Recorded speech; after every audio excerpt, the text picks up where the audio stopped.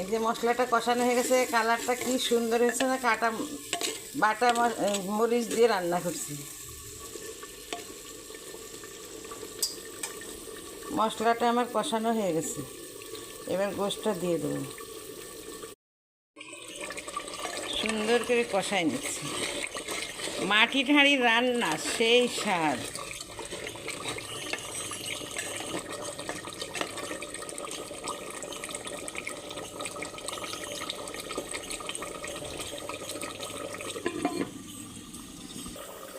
আমি এই গোশটা রান্না করছি শাহি মেজবানি মশলা দিয়ে।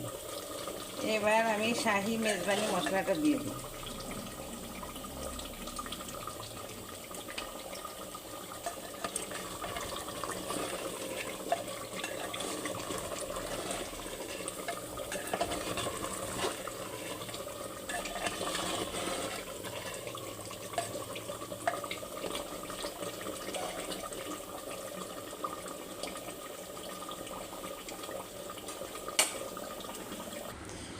আলহামদুলিল্লাহ, এই যে হয়ে গেছে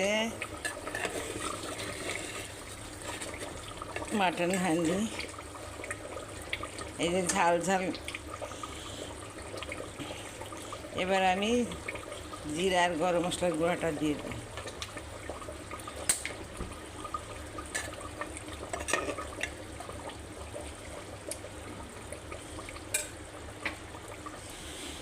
কেমন হয়েছে কালারটা আপুরা বলবেন।